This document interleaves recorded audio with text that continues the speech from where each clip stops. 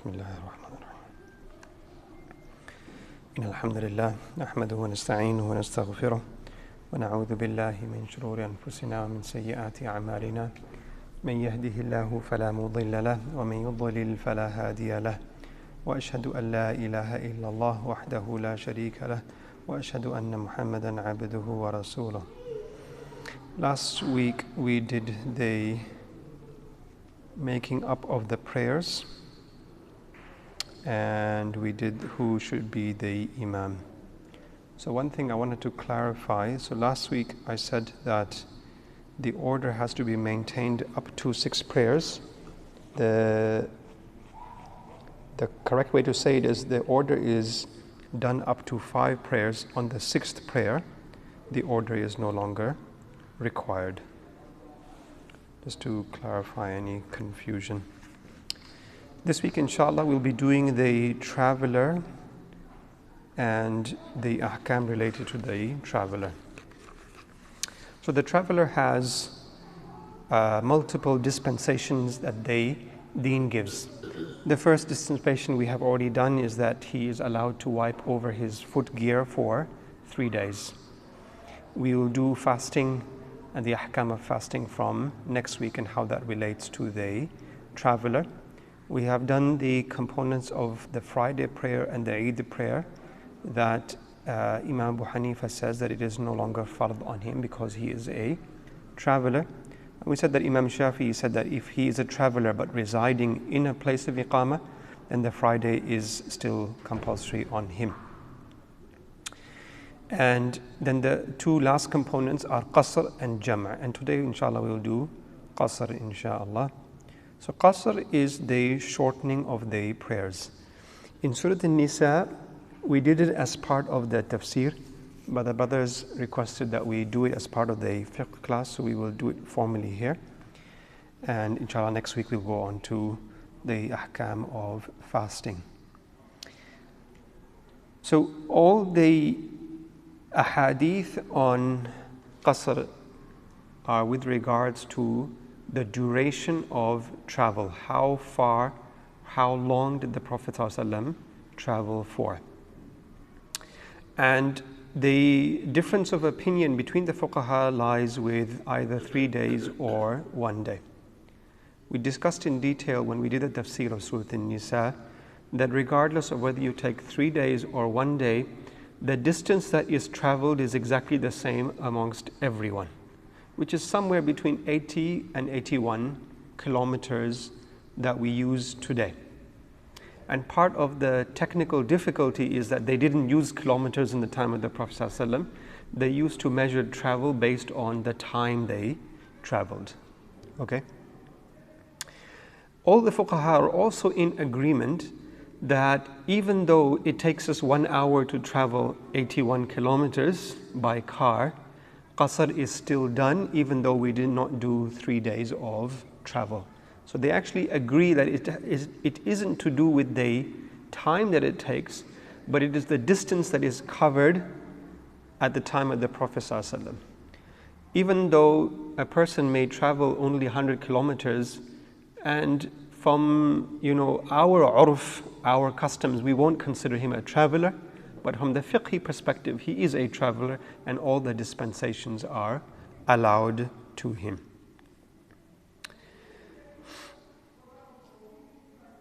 Let's do the intention as part of the conditions. The conditions are generally 4 main conditions. The first condition that the Hanafis put is that the person must be independent. And the reason for the independence is so that he can make an intention with regards to travel. So the person who is a leader of the group, so for example, the father or the husband or the general of the army, the commander of the army, he is the one that knows how long they will be traveling for and how long they will stay in one place. So the person who is following them, if they don't know what the intention is, they can't make qasr. But if they do know what the intention is, which is usually the case, then they can make qasr. So you make the intention from the beginning. The intention is from the beginning, yes, that's right. That say I will travel 80 Yeah. and I will shorten Yes. the prayers. Yes. This is, yeah.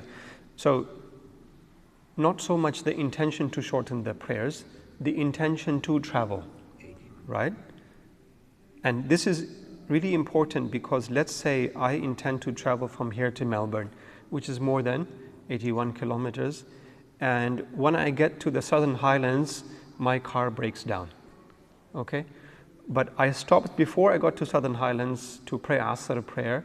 My intention is to travel more than 80 kilometers. And I start doing Qasr.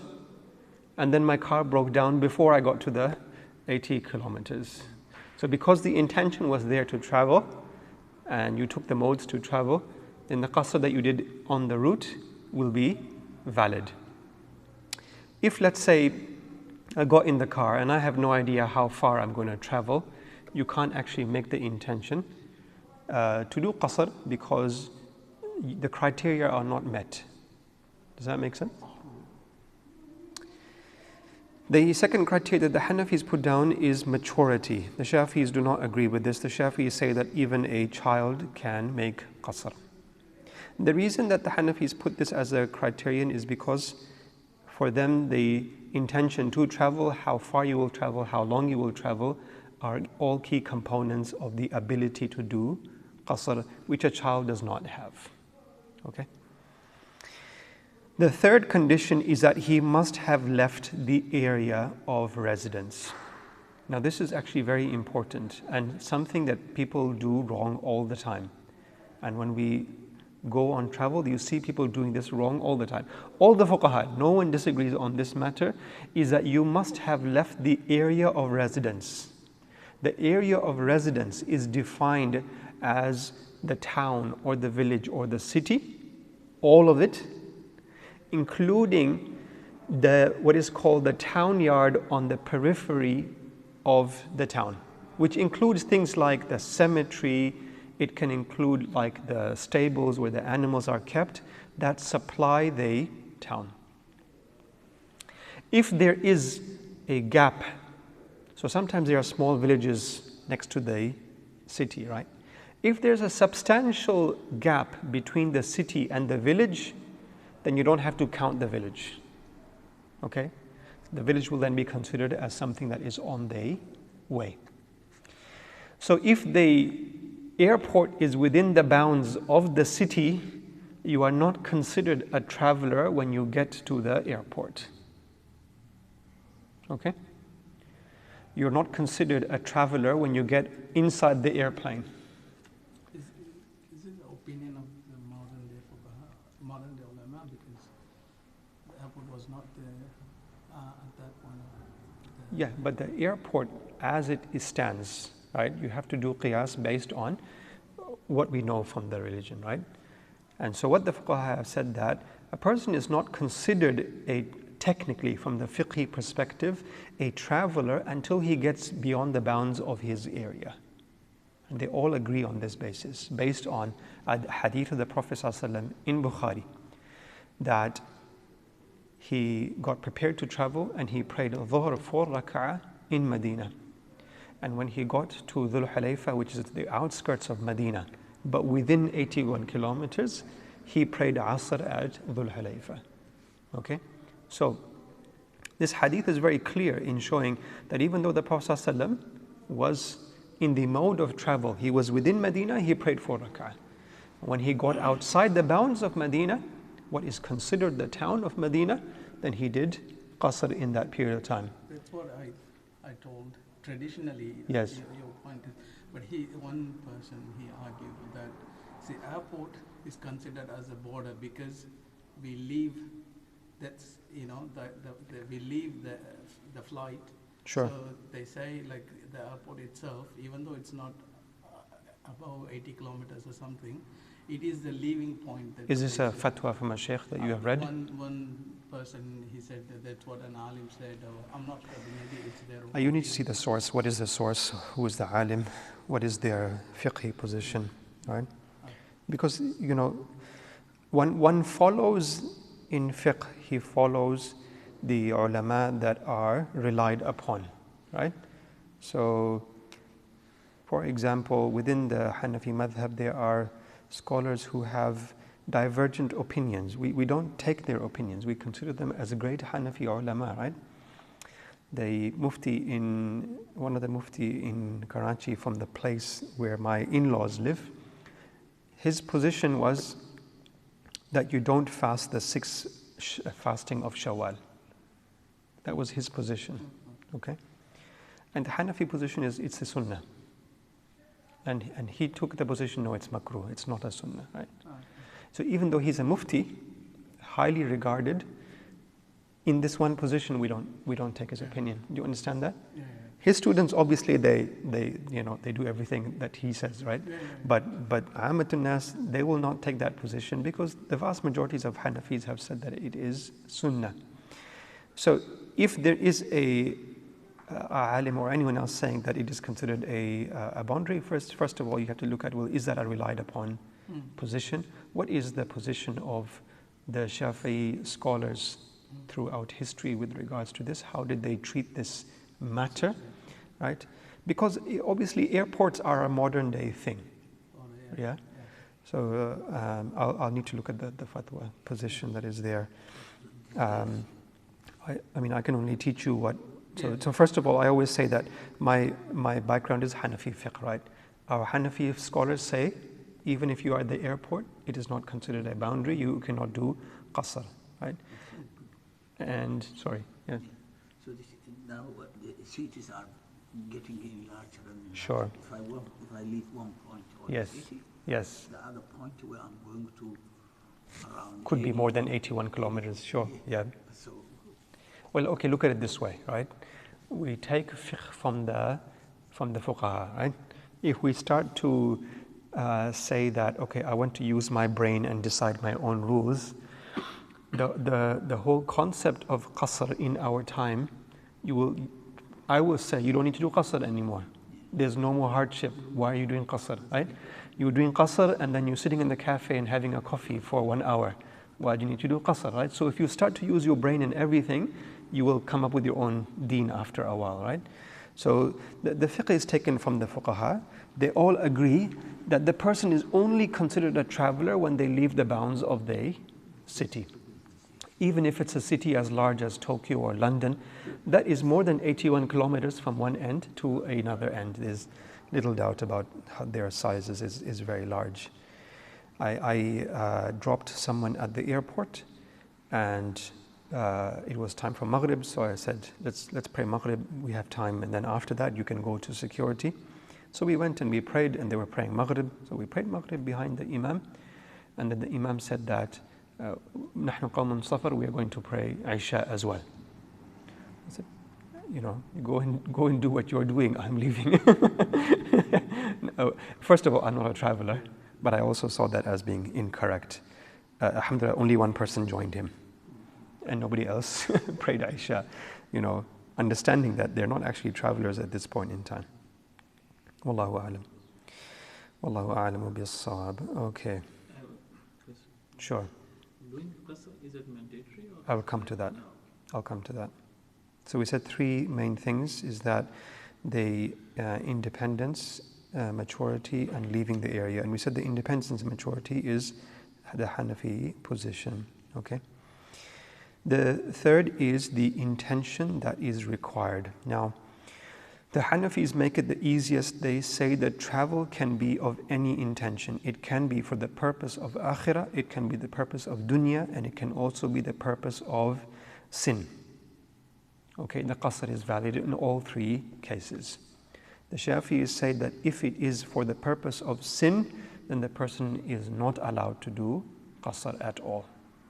So for example, a person says, I'm going to go to Las Vegas to do some gambling, and I want to do a qasr on the way, then that will not be valid according to Imam Shafi'i.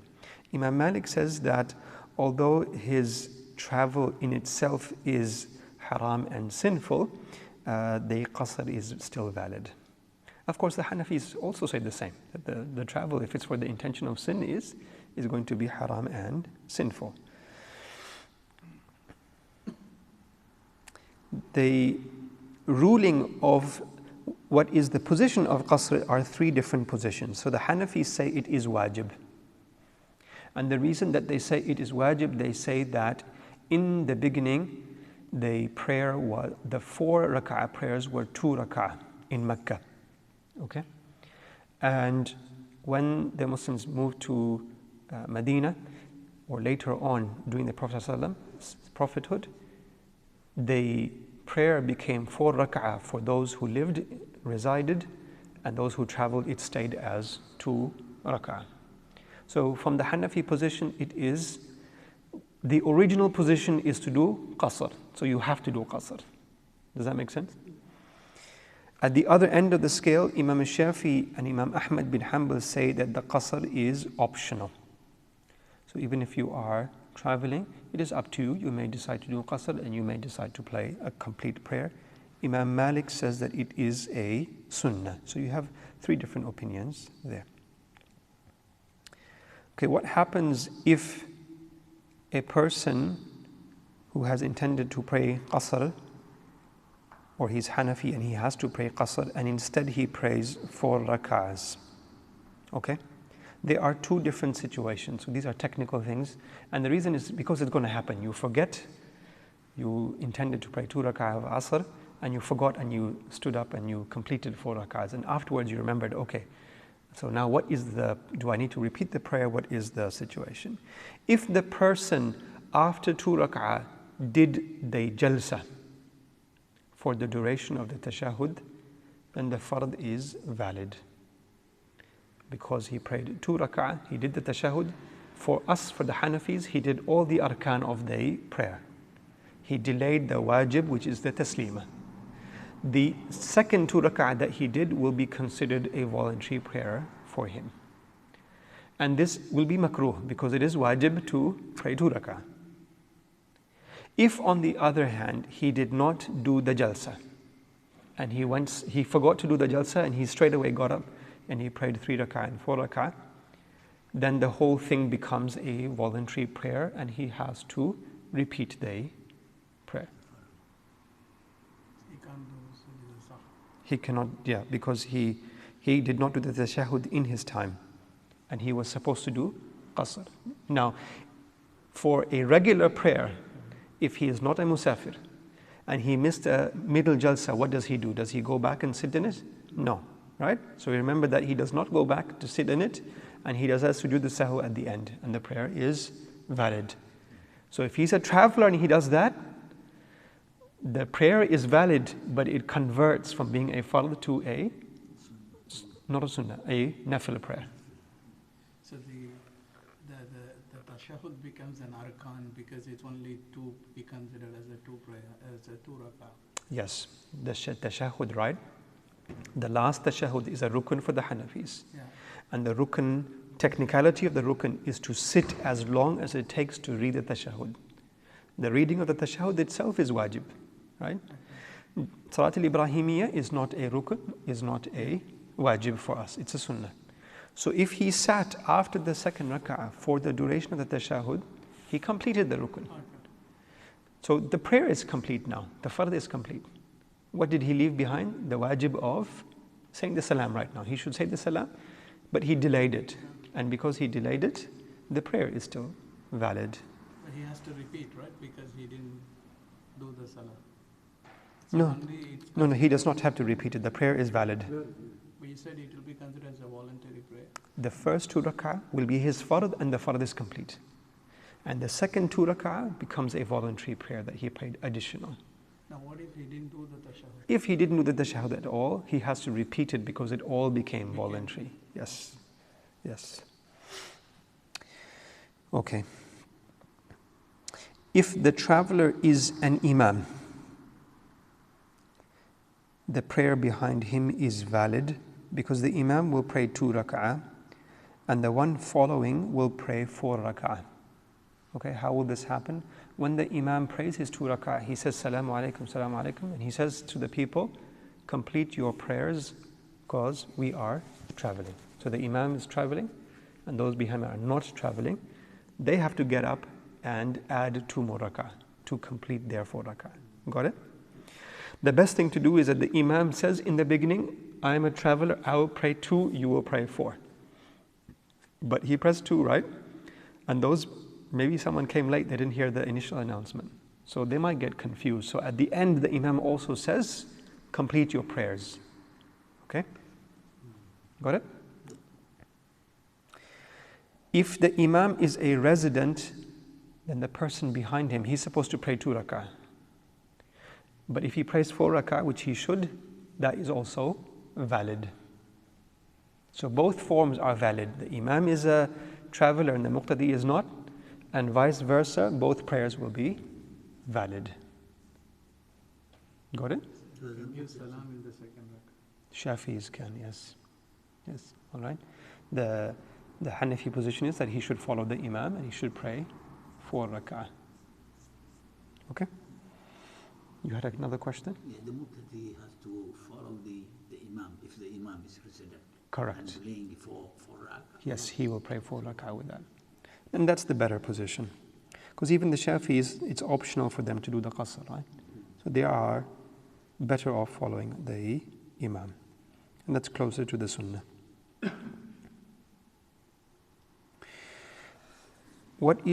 So now there are 3 categories that you need to understand.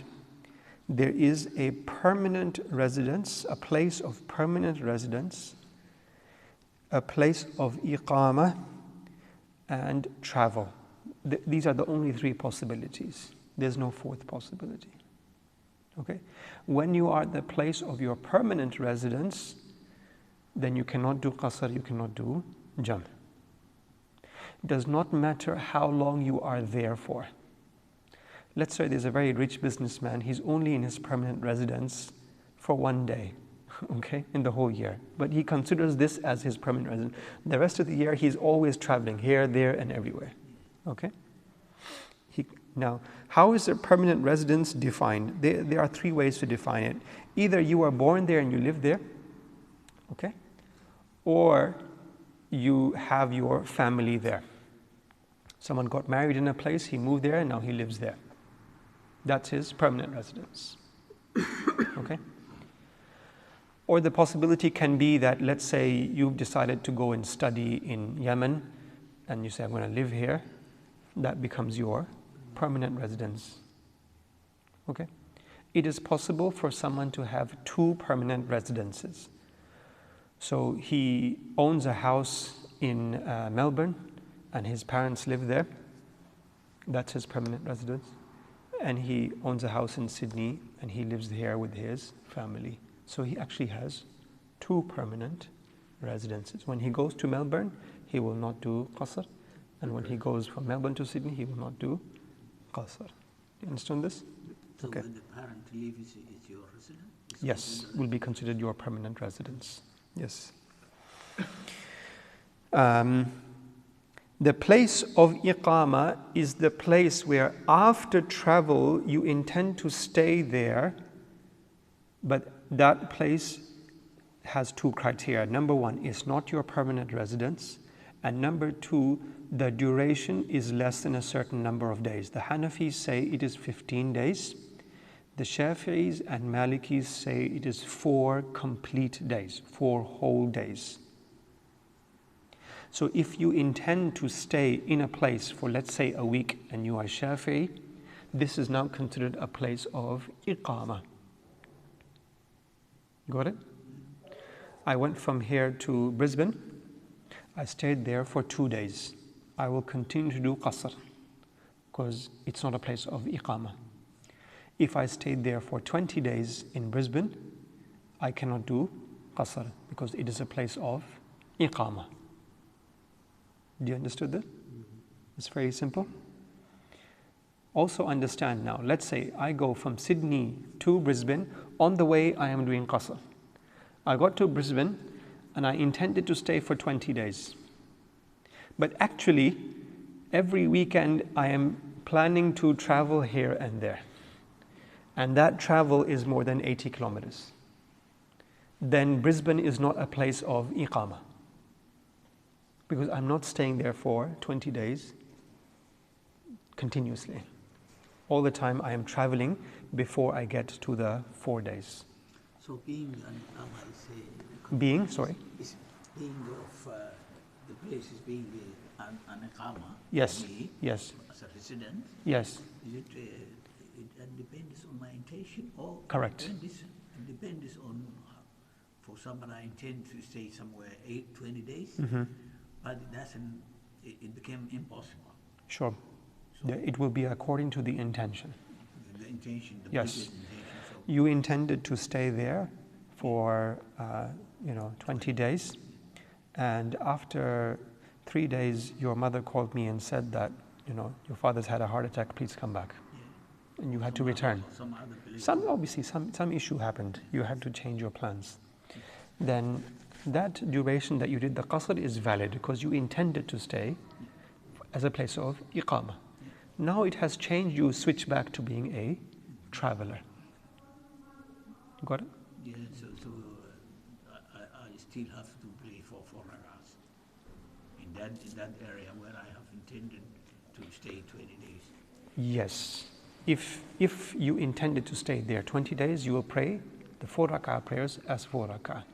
The moment the plan changed and you no longer met the criteria of iqamah, now you have to pay qasr.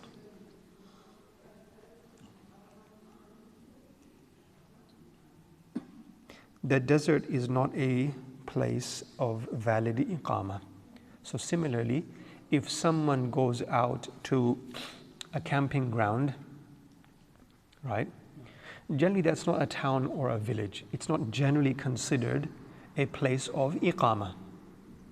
But a camping ground is a place where people can stay. You can intend to stay in a camping ground for a month. That's what people do. They take December, January off and they live in a camping ground for 2 months, right? Then that will be considered a place of iqamah and you will not do qasr there. Got it? So we discussed before that the person has to leave his place of residence before he's considered a traveler, right?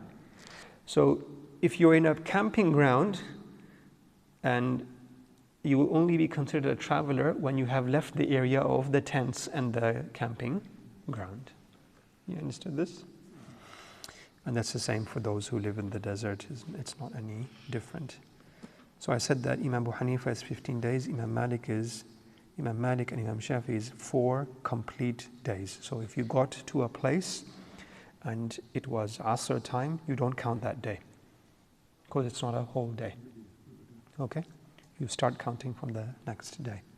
And Imam Ahmad bin Hanbal says it is 20 prayers.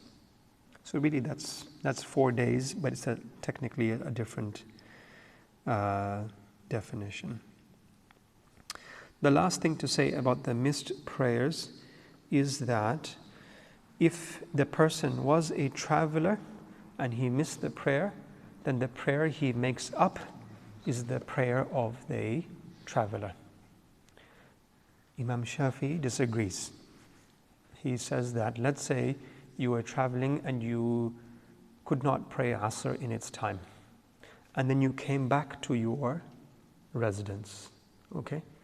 So he says that you missed a 2 rak'ah prayer, but because you are now back in a place of residence, you pray 4 rak'ah. Got it? You cannot make qasr. But the opposite is also true. If you missed a full prayer and now you are traveling, you can now make up a missed prayer as qasr. Whereas the Hanafis say, no, we disagree with that. The Hanafis say, no, you make up what you missed. So you missed a 4 rak'ah prayer, even though you are traveling, you have to make a 4 rak'ah prayer. Okay, so the Shafis and Hanafis are complete opposite of each other in this mas'ala. So in Shafi, you can pray 2 rak'ah. You can pray 2 rak'ah, yes, if you are traveling at the time. Okay, that is all I have for qasr. Do we have any questions about that? Yes. What's the ruling for the ships? Because sometimes the sailors, they are on the ships for 6-7 months, keep on traveling.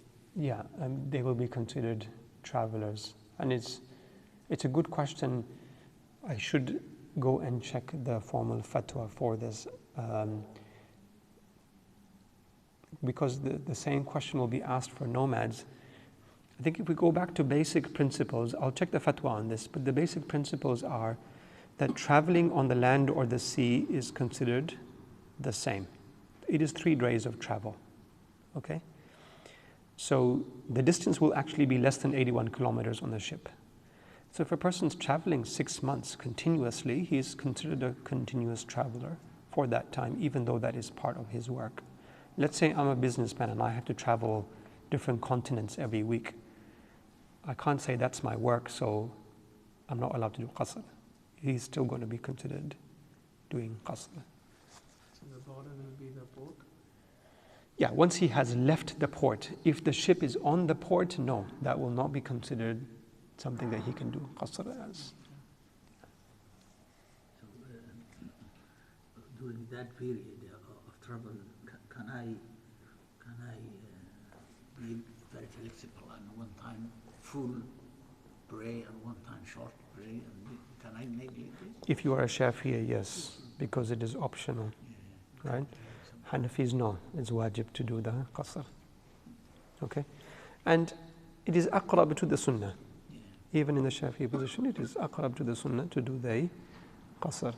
Right? Because the discussion happens, if I pray 4, that should be more reward than 2. That's what you start thinking, right? But the Prophet ﷺ prayed 2, right? Sometimes So you pray with a congregation which is Witr. full. Yeah, when you're praying in the congregation, you will pray full. That is superior to pray with the congregation. When you're praying on your own or there's a group of travelers, it will be superior to pray the qasr. So the 81 kilometers is from the border, Yes. not from the house. No. So when you talk combining the prayers, Yeah, Jama' was something I ran out of time to prepare for that. Basic principles are that the Hanafis state that Jama' is not allowed. The only 2 places that they are allowed in Arafat and Muzdalifah. So in Arafat, it is the combining of Dhuhr and Asr prayer, and Muzdalifah is Maghrib and Isha prayer. That's the only 2 places that they allow Jam'. They don't allow Jam' in any other situation, if it's rain or travel or fear or whatever else. The other 3 fuqaha say that yes, it is allowed in travel, in rain, fear, those kinds of things. They have their own specific rulings with regards to that. I'm aware of the rulings, but I prefer to go back and do the preparation before I teach you about it. I like to check the rulings. I don't want to make a mistake. just like if you live into Melbourne, what would be the border? There's a welcome to Sydney sign. Have you seen that sign? Welcome to Sydney. I take that as the border, okay? Because that is generally past. So if you're going on the Hume Highway, that will be past Campbelltown, right? So between Campbelltown and the next major town is Bowral, right? But between Campbelltown area and Bowral is areas of gaps, and the measurement that is used is it's either 400 or 600 steps. I don't remember exactly, but that's not much. That's less than a kilometer, okay? Between here to Campbelltown, there's no gaps. Everything is, before used to be, between Liverpool and Campbelltown, 15 years ago, there used to be a gap. You could say that Campbelltown's another town. Now there's no gap. There's houses to each other, they're combined, right? So the city goes all the way out to Campbelltown, Camden area. There's no gap now. But beyond that, there's a gap. So you may consider Bowral to be outside the bounds of Sydney. So once you get past that, then you can consider that as the person is traveling. Northern, you get past. I'm not that familiar. I don't travel that direction that much. Anyway, whatever. If you use, sorry, Goulburn is down south. It's further than Bowral. You made it gone to before Barrel? Mittagong is before Barrow, but again, between Mittagong is a separate town to Barrow. They're not, as far as I remember, they're not joined. Anyway, you can look at the map.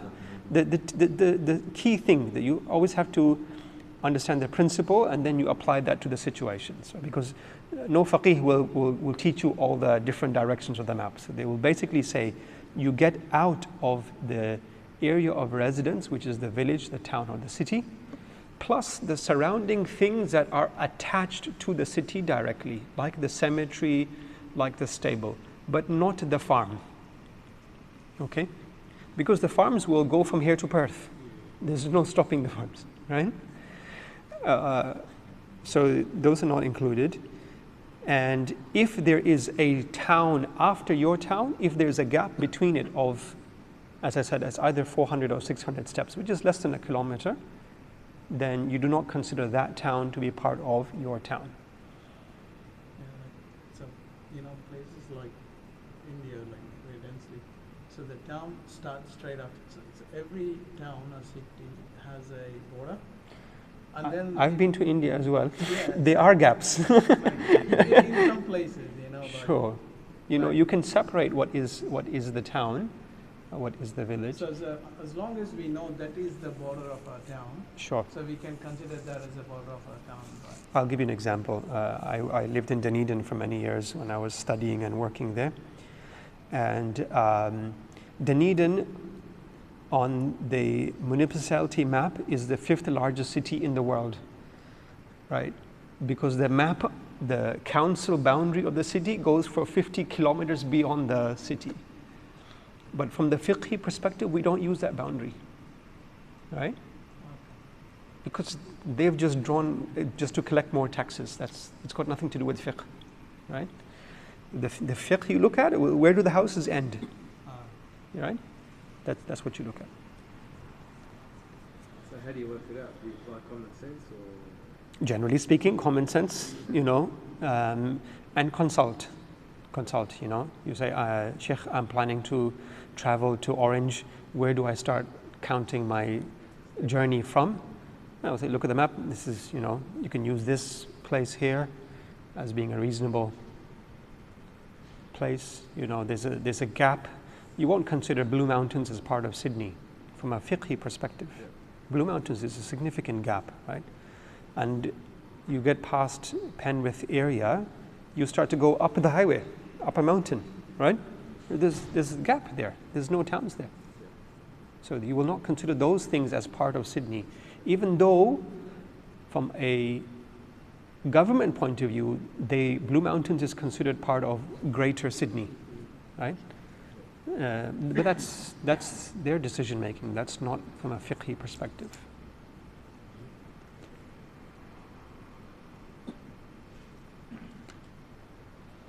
Jazakumullahu khair. Early finished today. So by combining Yeah. the brace, Yeah, Hanafi is only two cases. two cases only. But Yes. The other imams, Can someone stop that for me? The others state, the Shafi'is state, when you are traveling